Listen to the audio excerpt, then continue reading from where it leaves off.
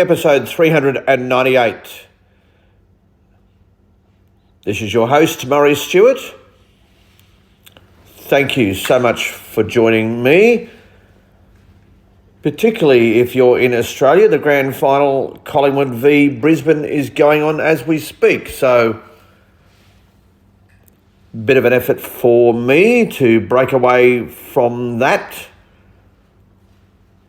But this is a special moment because I can be with my listeners again. And the reason why I have decided to break away from the grand final is because I really felt this episode was extremely important. I wonder what the most important moment in your life has been. So what qualifies as the most important moment in your life? I think it's a moment when perhaps it influenced you and shaped you as a person that and that influence and that shaping, if you like, was ongoing. In other words, it influenced who you are today. That, to me, is a very, very important moment. And they are seldom, they are not often. They happen perhaps once or twice in a whole lifetime. So special are they. So if I think about the most important moment in my life, let me go back in time. So in 1973,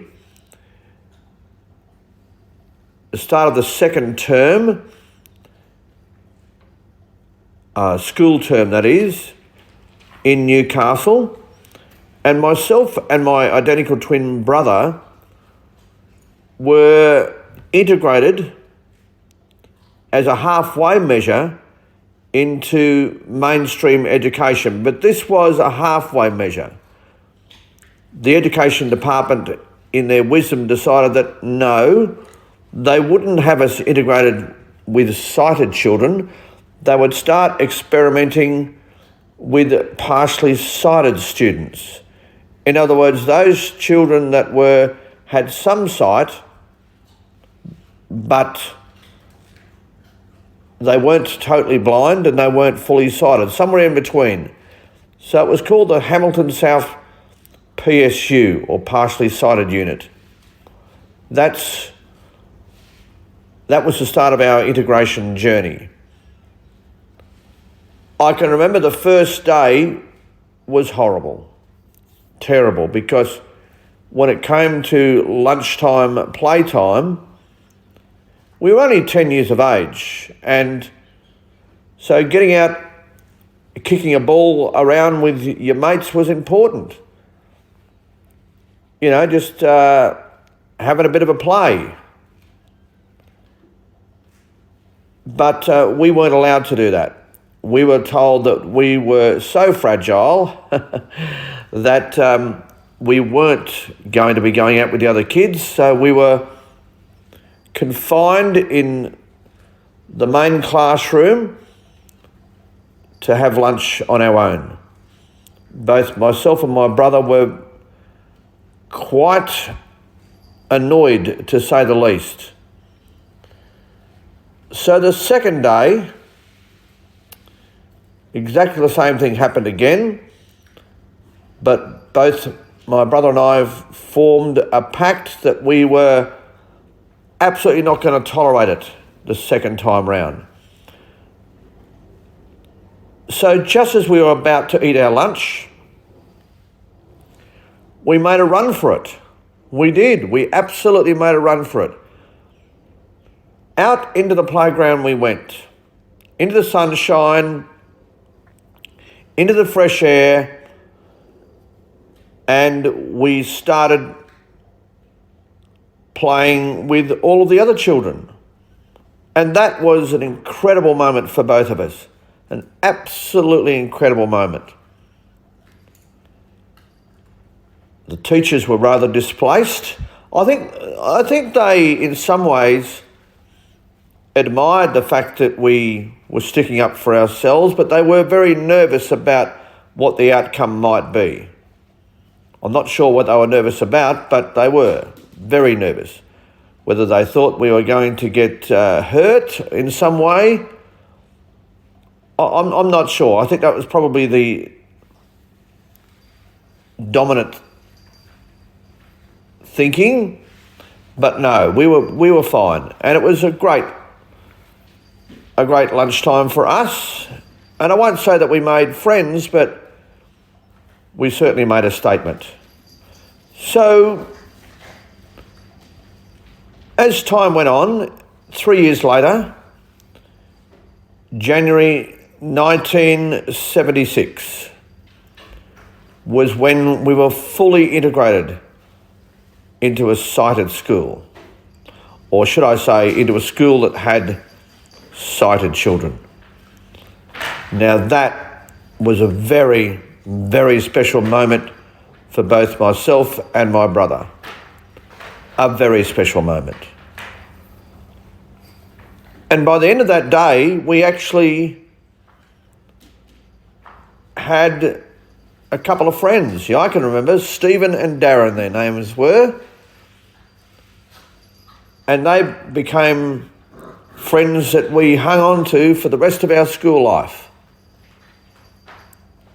So why was that the most important day of my life? Well, it was because it's always something that burnt very deep within us, the desire to be considered as equal, the desire to muck around with our peers, to be educated with our peers.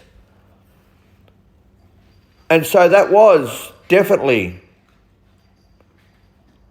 a very, very important moment that influenced what happened for the rest of our life, that shaped who we are today. And I actually think that it was very influential for all of the children in that school. We were the trailblazers for other vision-impaired children who joined the school, I think around 7 or 8 in total. And yes, there was the bullying, and there were some teething problems, but overall, it was a massive success. We achieved educationally, we achieved in a sporting sense, and I think we all got an education. Every one of us got an education. I've got no doubt it's not lost on the men and the women who were formed at that school today. I've got no doubt it wasn't lost on them. It certainly toughened us up, no question. We had to be physically hard, learn how to fight, I can tell you. And so it wasn't all roses. Absolutely was not all roses. There are also things that were going on in our family life that led to difficulties, but we got through. And despite all the bumps and the bruises, I absolutely know that that day back in January 1976 was the most important day of my life and the most important day of my identical twin brother's life, Martin.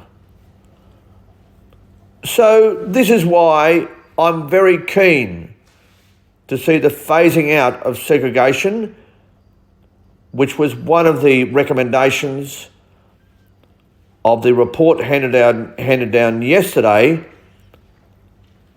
of the Royal Commission into Neglect and Abuse of Disabled People, or people with a disability, as I prefer to say. I think it's absolutely vital